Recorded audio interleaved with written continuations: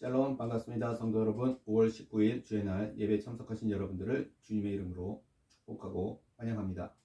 오늘 주시는 하나님의 말씀은 요한일서 1장 1절에서 4절까지의 말씀입니다. 같이 읽도록 하겠습니다. 시작.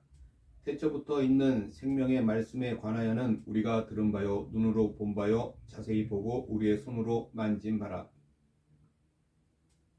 이 생명이 나타내신 바 된지라. 이 영원한 생명을 우리가 보았고 증언하여 너희에게 전하노니 이는 아버지와 함께 계시다가 우리에게 나타내신 바 된 이시니라. 우리가 보고 들은 바를 너희에게도 전함은 너희로 우리와 사귐이 있게 하려 함이니 우리의 사귐은 아버지와 그의 아들 예수 그리스도와 더불어 누림이라. 우리가 이것을 쓰면 우리의 기쁨이 충만하게 하려 함이라. 아멘. 오늘 저는 이 말씀을 가지고 하나님과 우리의 교제에 대해서 함께 은혜를 나누고자 합니다. 오늘 말씀의 기록자인 사도 요한은 다른 모든 사도들 중에서 가장 오랫동안 살았던 사도로 알려져 있습니다. 다른 사도들은 모두 순교를 당해서 삶을 마감했지만 이 사도 요한은 성경의 가장 마지막 책인 요한계시록을 기록하고 나서 자연사한 것으로 알려져 있습니다. 따라서 이 사도 요한이 오늘 본문 이 요한일서를 기록할 당시 그는 다른 어떤 사도들보다 더 풍성한, 더 많은 계시를 가지고 있었습니다. 또 사도 요한은 다른 사도들보다 오랜 세월 동안 믿음의 삶을 걸어왔기 때문에 더욱 많은 연륜과 더 많은 또 더 깊은 체험을 가지고 있었습니다. 자, 그런 면에서 이 주 예수 그리스도와 또 다른 사도들 그리고 사도 바울의 증거대로 이 성경은 하나님의 말씀이라는 거예요. 이 성경은 결코 사람의 체험이나 생각으로부터 기록된 것이 아닙니다. 오직 하나님의 영감으로 주어진 것임이 너무나 분명합니다. 하나님께서는 이런 말씀 기록자들의 다양한 특징들을 사용하셔서 이 말씀을 기록해 하셨습니다. 그래서 성경이 정확하고 흠없는 유일한 법이라고 하는 고백은 우리의 신앙생활에 있어서 매우 기본적이고 매우 중요한 것입니다. 특히 오늘날처럼 이런 다양한 세태와 많은 영적인 혼란의 시대에 우리는 성경으로 돌아가 성경이 무엇을 말하는지에 대해서 묵상하고 또 성경에 게시된 하나님의 모든 뜻을 알려고 더 힘써야 한다라는 것입니다. 자, 이런 하나님의 말씀, 오늘 본문 1절 말씀을 보시면 이렇게 기록하고 있죠. 태초라는 단어로 시작하고 있습니다. 태초부터 있는 생명의 말씀에 관하여는 우리가 들은 바요, 눈으로 본 바요, 자세히 보고 우리의 손으로 만진 바라. 또 요한복음 1장 1절 말씀을 보면 이렇게 기록합니다. 태초에 말씀이 계시니라. 이 말씀이 하나님과 함께 계셨으니 이 말씀은 곧 하나님이시라. 태초부터 있는 말씀을 귀로 듣고 눈으로 보고 손으로 만진 바다라고 고백하고 있습니다. 2000년 전 이 사도 요한은 자신이 전한 이 예수 그리스도께서 태초부터 있는 생명의 말씀이라고 기록하고 있습니다. 증거하고 있어요. 이 생명의 말씀은 무엇입니까? 생명을 주시는 성육신 하신 예수님을 의미하고 있는 거예요. 즉 예수님은 태초부터 계신 분이십니다. 그렇죠? 세상이 창조되기 전부터 계셨던 참으로 영광스러운 분이십니다. 그리고 오늘 우리는 요한이 만난 그 예수 그리스도를 우리도 현실적이고 사실적으로 만날 수 있다라는 것입니다. 요한이 만난 그 태초부터 계신 예수 그리스도를 우리도 오늘 만나면서 믿음의 고백을 할 수 있어야 합니다. 그것이 중요한 거예요. 자, 2절 이렇게 기록하고 있죠. 이 생명이 나타내신 바 된지라 이 영원한 생명을 우리가 보았고 증언하여 너희에게 전하노니 이는 아버지와 함께 계시다가 우리에게 나타내신 바 된 이시니라. 이 생명이 나타내신 바 되었다. 그리고 이는 아버지와 함께 계시다가 우리에게 나타내신 바 된 자니라 라고 표현하고 있습니다. 태초부터 계셨던 그분, 모든 생명의 근원이신 하나님, 특히 죄로 인해서 죽은 모든 사람들에게 참 생명이 되시는 분, 하나님 아버지와 함께 계시다가 육신으로 나타나신 그는 바로 말씀이 육신이 되신 우리 주 예수 그리스도이시라는 거예요. 그분이 우리에게 영원한 생명이 되시는 것입니다. 사도 요한은 온 세상을 만드신 하나님께서 많은 역사, 오랜 시간을 거쳐서 사람으로 이 땅에 오시기까지의 과정을 많이 묵상했던 것 같습니다. 성경의 주인공은 주 예수 그리스도이시고, 그리고 구약에 기록된 많은 말씀들은 이 아브라함의 씨를 통해서 어떻게 메시아가 오시는가, 어떻게 주인공인 역사 가운데 등장하는가를 보여주는 역사이고 예언의 말씀이라는 거예요. 여러분, 처음에 하나님께서 사람을 창조하실 때 자신의 형상대로 만드셨습니다. 그 이유가 무엇일까요? 사도행전 17장 24절 25절 말씀을 보면 이렇게 기록합니다. 우주와 그 가운데 있는 만물을 지으신 하나님께서는 천지의 주제시니 손으로 지은 전에 계시지 아니하시고 또 무엇이 부족한 것처럼 사람의 손으로 섬김을 받으시는 것이 아니니 이는 만민에게 생명과 호흡과 마음을 친히 주시는 이심이시라. 그렇죠? 하나님은 생명과 호흡과 만물의 근원이시기 때문에 사람의 어떠한 섬김이나 도움이 전혀 필요하지 않은 완전한 분이십니다. 모든 면에서 스스로 만족하시고 아무것도 부족함이 없으신 하나님께서 무슨 이유로 사람을 만드셨고 또 자신의 형상대로 만드셨을까라는 거예요. 오늘 사도 요한은 요한 1서 말씀에서 그 해답을 제시해주고 있습니다. 1장 3절 이렇게 이야기합니다. 우리가 보고 들은 바를 너희에게도 전함은 너희로 우리와 사귐이 있게 하려 하니 우리의 사귐은 아버지와 그의 아들 예수 그리스도와 더불어 누림이라. 하나님께서는 사람과 교제하기 위해서, 사귀기 위하여 사람을 자신의 형상대로 만드셨습니다. 하나님께서 무언가 부족하고 필요한 것이 있기 때문에 사람에게서 무엇인가를 요구하시고 사람에게서 무엇인가를 받아내시려고 만드신 것이 아니라 자신의 넘치는 사랑을 부어주고 또 부어주셔서 교제하시려고 사람을 자신의 형상대로 만드셨습니다. 성도 여러분, 오늘 우리는 이 요한이 쓴 글을 통해 요한이 만난 그 예수님을 배웁니다.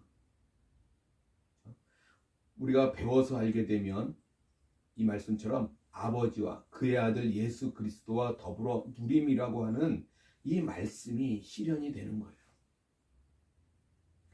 오늘날 예수님은 볼 수 없고 만질 수 없습니다. 그렇죠? 예수님은 영으로 우리 가운데 계시기에 우리는 주님을 만날 수 있어요. 눈으로 본 것이나 손으로 만진 것보다 더 실제적인 만남을 우리는 경험할 수 있습니다. 오늘 그런 은혜가 저와 여러분 가운데 있기를 원합니다. 자, 4절. 우리가 이것을 쓰면 우리의 기쁨이 충만하게 하려 함이라. 하나님과 사람이 교제하게 될 때 하나님께도 기쁨이 있고 사람에게도 기쁨이 충만하게 됩니다.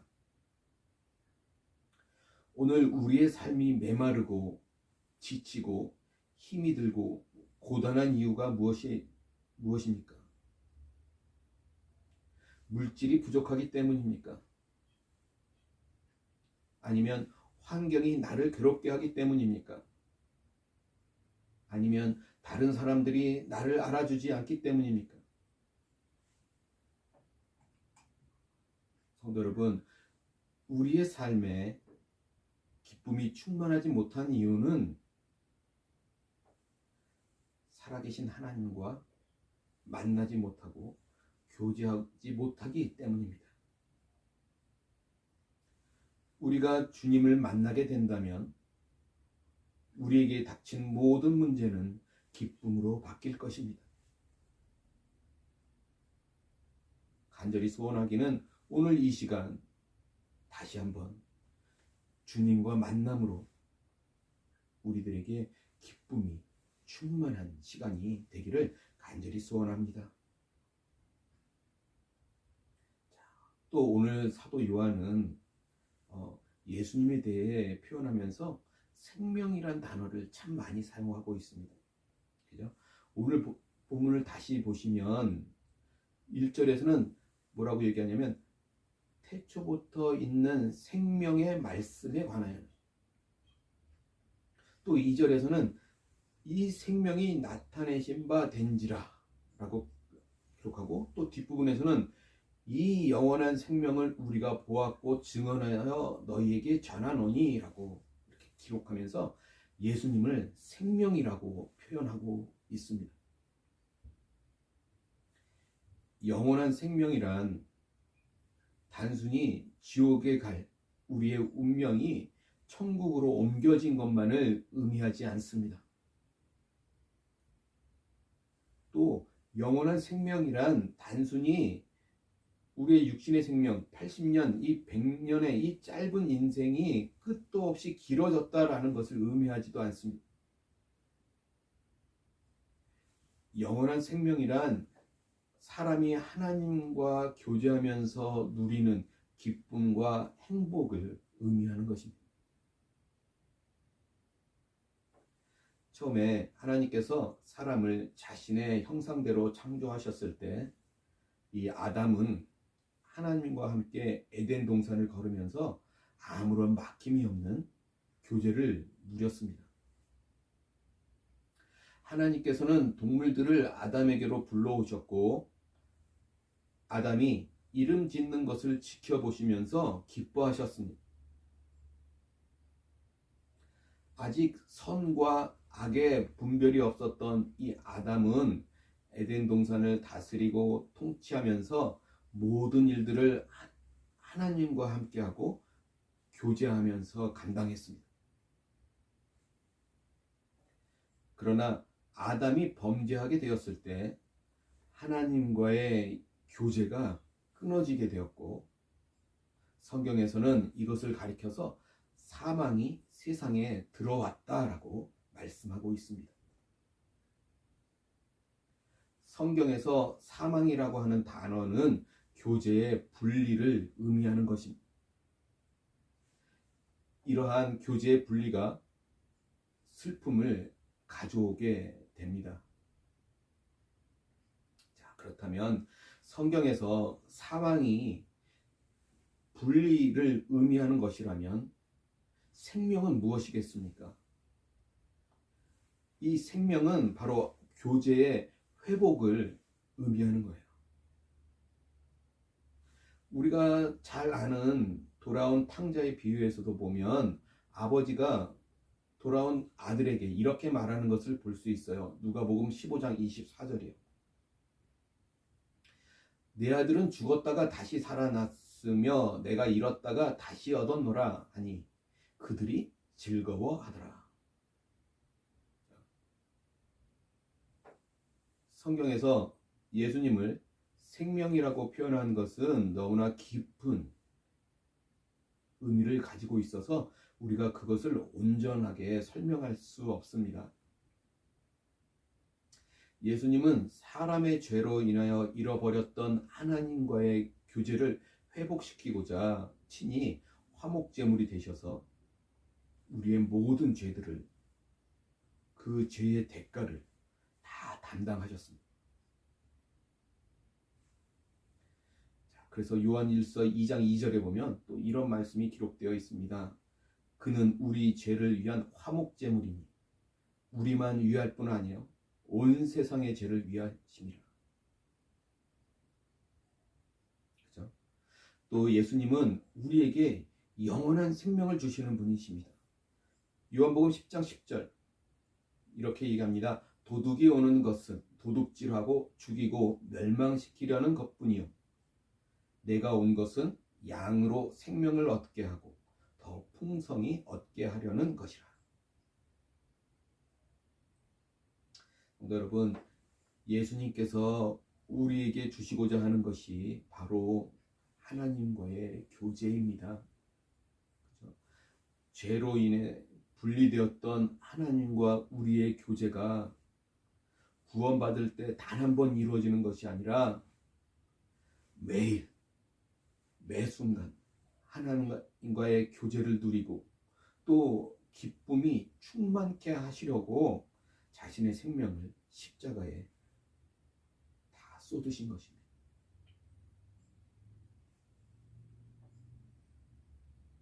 이 생명에 대해서 예수님께서 친히 또 이렇게 말씀하십니다. 요한복음 17장 3절 영생은 곧 유일하신 참 하나님과 그가 보내신 자 예수 그리스도를 아는 것이니라. 주님께서 우리에게 주시고자 하는 영원한 생명이 무엇입니까? 아버지와 아들과 함께 교제하며 서로를 알아가는 것입니다. 여기서 안다고 하는 것은 단순한 지식을 의미하지 않습니다.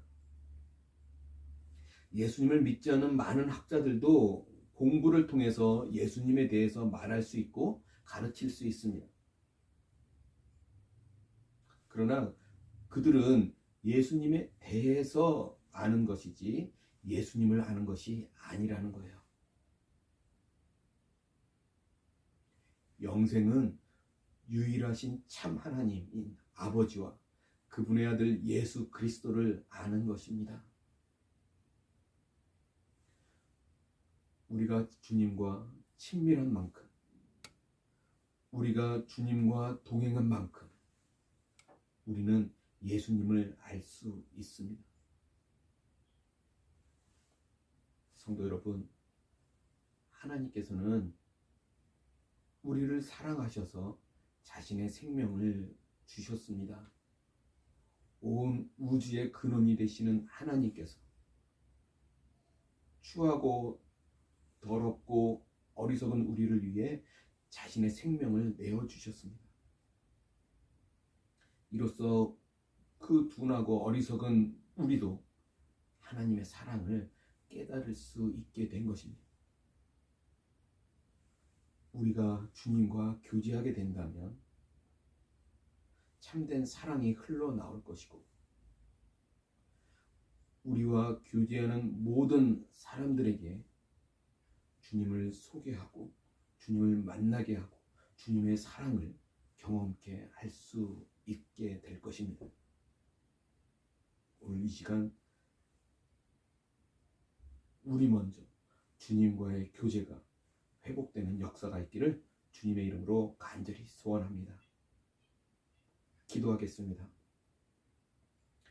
할렐루야. 전능하신 주님을 찬양합니다. 주님의 사랑이, 주님의 은혜가 이렇게 우리에게 차고 넘치고 있음에도 우리의 어리석음과 우리의 교만함과 우리의 추함으로 그것들을 잊고 살 때가 너무나 많습니다. 하나님, 이 시간 주님과 만났던 그 첫사랑이 회복되게 하시고 주님과의 교제가 회복되게 하셔서 주님이 주시고자 하는 영원한 생명이 오늘 우리들의 삶 가운데 차고 넘치게 하셔서 참 기쁨과 참 소망을 가지며 살아가는 우리 모두가 될 수 있도록 주님 함께하여 주시옵소서. 주님 그 믿음으로 그 힘으로 새한 또 다음 주 하루를 또 살아가는 우리 모두가 될 수 있도록 주님 함께하여 주시옵소서. 감사하며 우리 주 예수 그리스도 받들어 간절히 기도드리옵나이다. 아멘.